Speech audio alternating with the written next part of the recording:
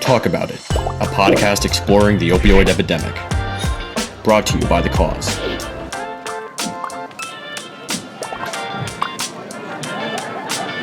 Listen wherever you get your podcasts. Hello, world. My name is Jacob Don, and you are listening to Talk About It, a show that dives deep into the opioid epidemic to uncover stories of hope and resilience. Today, I'm joined by Brad Owens, the director of the Prescription Opioid Settlement Distribution Commission in Delaware. Brad will be taking us through the function of the commission, as well as its history and the various grants and projects that it supports. Brad, thank you so much for coming on the show today. I'm really looking forward to this conversation. How are you doing? Good, man. Thank you, Jacob, for the invitation. I appreciate being here. Yeah. So for our audience at home, could you please introduce yourself and tell us a few words about you and your background? Yeah, my name is Brad Owens. I am the new director of the Prescription Opioid Settlement Distribution Commission. I know that's a mouthful, POSDC, or as I dub it, the Opioid Commission. I'm born and raised in Delaware. I grew up in Lewis, Delaware. I currently live in Wilmington, Delaware, and I've been a resident in Wilmington for the last decade or so. I spent the last 15 years in prison, not as an inmate, but working in correctional healthcare in behavioral health, mental health, substance abuse, and reentry space. I also went to law school, so I have a legal background. I don't practice law. Obviously, I'm the director of the Opioid Commission, but in law school, I specialized in nonprofit law. So between my experience in corrections and nonprofit law and being a Delaware resident, all of that has led me here to be the new director of the Opioid Commission. So I would say the focus of this episode is on the Opioid Commission, the POSDC. Yeah. And I bet a lot of our audience is not familiar with that. So could you please tell us what exactly is the Opioid Commission? Yeah, the Opioid Commission is really a body of people. It's 15 individuals that make up a board, if you will, a commission that makes decisions on how to spend the opioid settlement dollars that Delaware received and will continue to receive as a part of the national settlement agreements between states and opioid defendants, manufacturers, distributors of prescription opioids. Opioid settlements started pouring in several years ago from those defendants, and each state needed its own board or commission or process for distributing that money. So Delaware, via Senate Bill 166, created the Opioid Commission, and the commission is charged with making decisions as to how to spend that money over the next 15 years. So could you tell us a little bit about the structure of the Opioid Commission? I'm aware that there are several committees. Could you tell us some of the work and function that those committees do? Sure. Like I said, there's 15 people that make up the commission itself, and those people are determined by statute. So Senate Bill 166 and the subsequent law that followed establishes those roles. For example, the governor has a seat, and the attorney general or their designee has a seat. A person from the community, a person from a substance abuse organization has a seat. So those roles are prescribed by law, right? And then there are 6 subcommittees of the commission. And those subcommittees are charged with a specific thing. Now, the subcommittees have to be chaired by a member of the full commission, right? But then each committee has up to 11 members that can contribute, share their opinions as to how the commission should distribute money, or, each subcommittee has a specific function. For example, there's the Budget and Reporting Committee. That committee helps determine how much money we should put out into the community each year. And they're also responsible for ensuring that we are reporting on how we spend that money each year. So I work directly with the Budget and Reporting Committee to determine our budget, to develop an annual report. And each member of that committee has some say in all of that. And that gives power to the people. Whether you're an individual impacted by the opioid epidemic, whether you're a staff person of an organization that serves folks, whether you're a young college student who wants to get involved, you can be a member of one of these committees to share your input as to how Delaware uses these funds. And there are 5 other committees that have their own tasks. My role as the director is to help guide them to listen to them, to receive their feedback and direction, and to apply that. I know you touched on the background and the creation of the opioid commission, but I'm just curious. I'm sure a lot of people are unaware of the exact toll that opioids and the overdoses that they cause have taken on both nationwide and Delaware. So could you tell us a little bit about the background of the opioid epidemic, both nationwide and Delaware, and how severe it was to warrant the creation of the opioid commission? Sure. This is a well-documented thing where opioid manufacturers, big pharmaceutical companies, were pushing prescription opiates in an extremely irresponsible, dangerous, and lethal way. The prescription of opiates mixed with lack of proper warnings and education led to extreme addiction, led to overdose deaths, and led to the need for people who used opiates to continue that use. And then that spiraled into illicit drug use or using substances when they couldn't get prescription opiates to feed their addiction. The opioid epidemic ravaged communities nationwide, including Delaware. Delaware was one of the hardest hit states. The manufacturers, distributors were held accountable, and that fight took place in the legal field. Lawyers, attorney general's offices countrywide teamed up to hold those individuals, whether it be individuals at the top of these pharmaceutical companies or families like the Sackler family, the Walmarts, Walgreens, and other distributors. There are many defendants in these opioid lawsuits who were held accountable on legally. Each state and municipalities, local governments, were entitled to sue these defendants, right? But that was a lot of lawsuits.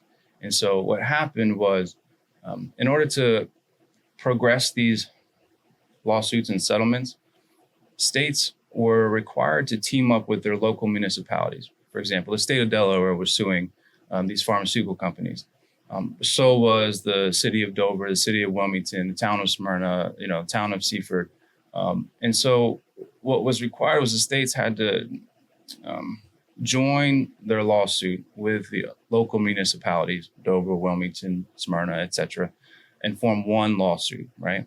Each state did the same. They got their local municipalities onto one lawsuit, which allowed an expedited settlement process. So now you have the state of Delaware receiving funds, but in exchange for those local governments signing on to those settlement agreements, those local governments have a say as to how we use this money. Some local governments in other states are receiving money directly for their participation in the lawsuits and the settlements with the state. Delaware is a bit different with how it's structured its the role of local governments, and perhaps we can talk about that throughout this interview. But yeah, the opioid epidemic is pretty well documented. There are some tremendous documentaries and shows on Netflix that highlight the epidemic. And if you follow that, you'll start to understand, or it doesn't take much to understand. If you, are present in this community, our cities, our rural areas, you will see the impact of the opioid epidemic. And it touches everyone. It's not something that is just affecting one subgroup of people. It touches the lives of everyone. And the folks who are responsible for that were held accountable for that, at least financially. I know that's not going to bring back someone's life, but it's certainly one way to try to make amends or to do right by the people. And it's my responsibility, the commission's responsibility, to do right with this money. Responsibility is a privilege, and I take that seriously. So as the new director, I'm looking forward to that responsibility and, better understanding all of this. I'm trying my best to articulate it now with you. I'm 4 months into this role. So this is a good experience for me to share this with you. And again, I appreciate you allowing me to do that. Of course. I want to shift gears and talk about how the Opioid Commission is working to alleviate some of the damage that you described that was Yeah. caused by the opioid epidemic. I know that a big part of the Prescription Opioid Settlement Distribution Commission's work is in organizing various grants, like mini grants, block grants, and I believe the commission recently, just a couple months ago, approved like $13 to $14 million in new grants as part of a wider pool of around $250 million that will be distributed through 2038. So I'm just curious, could you tell us more about these grants in general? Like, how do they work, as well as especially what programs, initiatives, and organizations that they're supporting? Sure. I'll go back to Senate Bill 166, sort of the creation of the Opioid Commission. It also details who is eligible for opioid settlement dollars. Nonprofit organizations, state agencies, even some for-profit organizations are entitled to apply for opioid settlement dollars, in this case via a grant-making process. Delaware is in its third round of Opioid Commission grants. This is round 3. You just mentioned that the commission approved approximately $14 million worth of grants to go out this year. That is the third round of grants to go out since 2021. And so all eligible organizations were allowed to apply for funds according to the parameters that we set. Now, these organizations or state agencies have to propose something that fits within the settlement agreement. More specifically, there's Exhibit E of the settlement agreement, the National Settlement Agreement, that lists the allowable uses for the settlement dollars. So any eligible organization has to propose something that fits within those parameters, whether it be outpatient treatment services, whether it be community-based engagement, whether it be recovery housing or services for pregnant and parenting women. It has to meet Exhibit E's allowable uses. And so when we put out a grant solicitation, organizations apply, they propose things within Exhibit E, and then the commission and our team vote. We score the grant applications and we vote on who we think should receive this money. So seeing how literally hundreds of millions of dollars will eventually be distributed over the next 13 years or so, I'm curious, what does the future of the Opioid Commission look like? I know as director, are you steering it in a particular direction in terms of grants or its evolution or its structure in any way? Yeah, absolutely.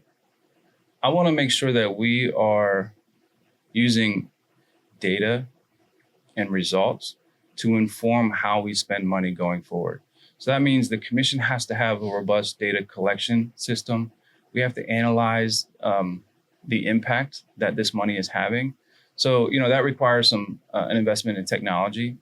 We use Salesforce as our, software system where we collect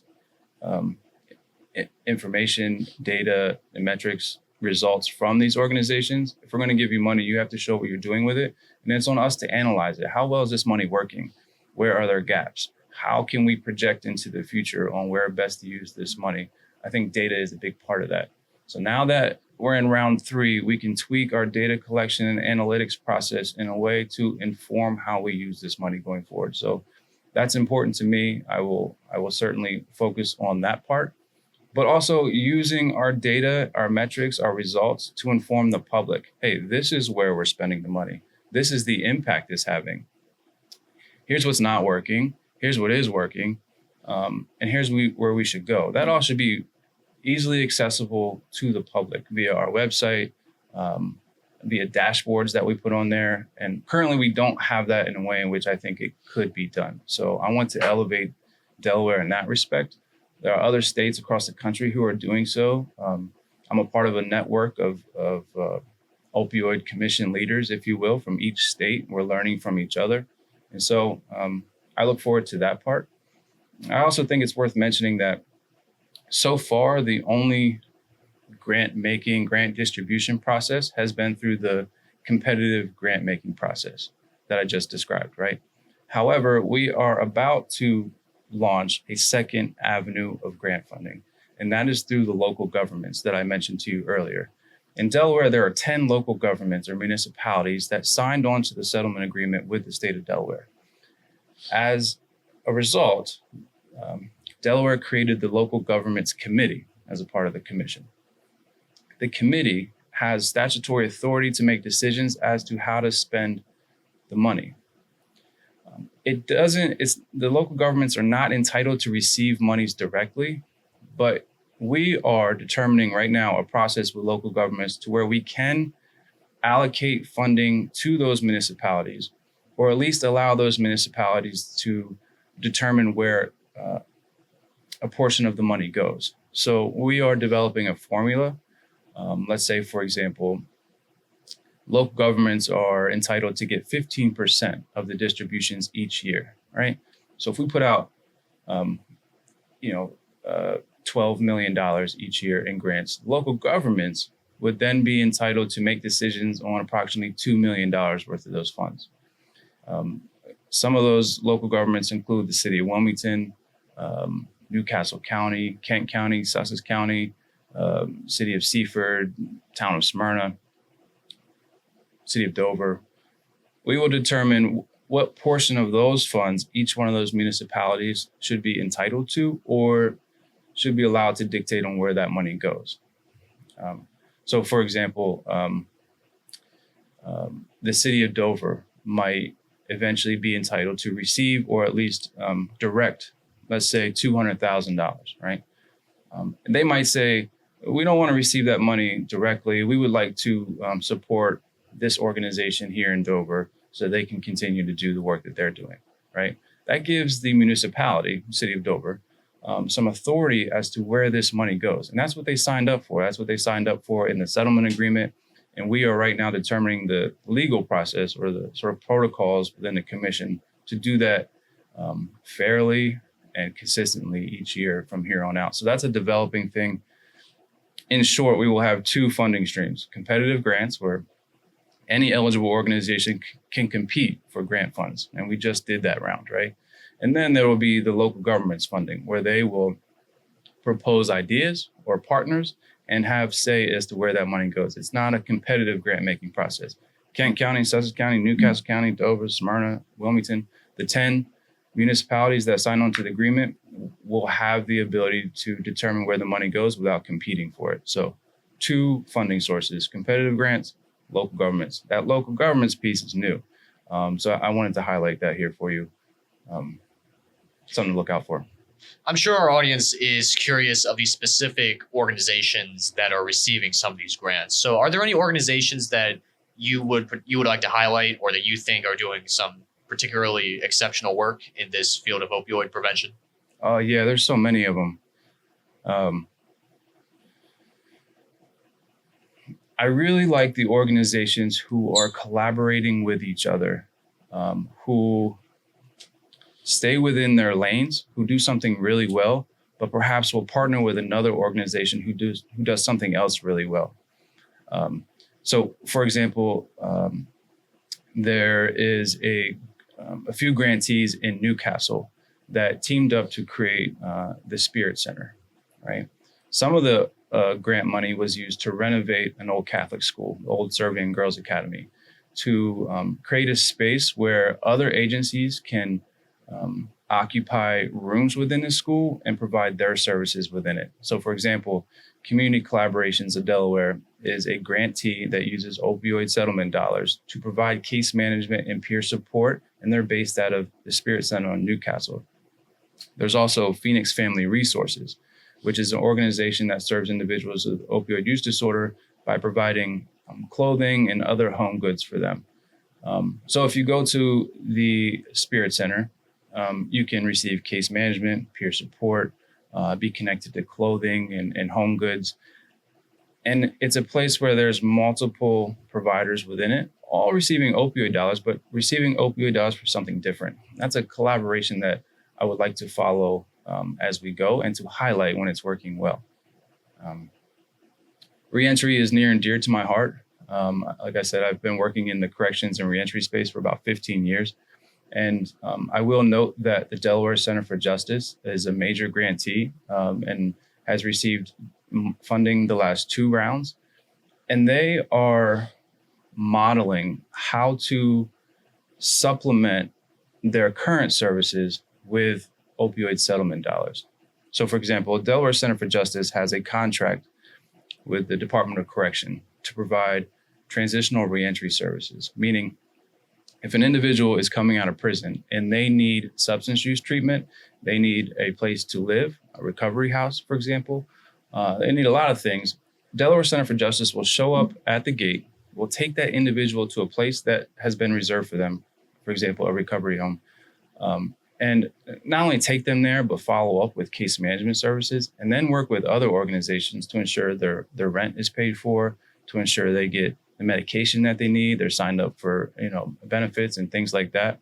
So Delaware Center for Justice's contract with the DOC allows them, gives them the ability to serve people coming out of prison.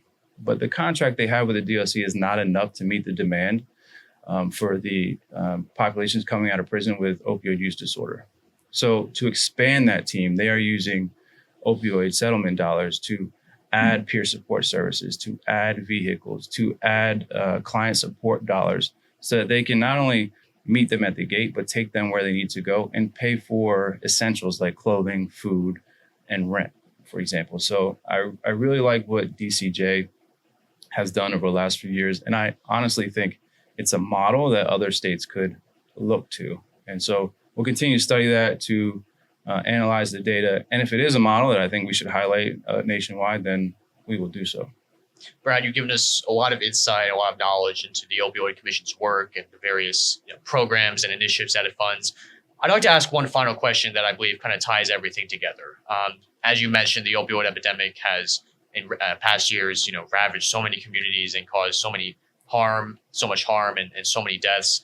I'd like to know, in your personal opinion, whether it's through the Opioid Commission or through other outlets, what needs to be done to curb the opioid epidemic and ensure that different initiatives and programs that support treatment and prevention are available to those who need it?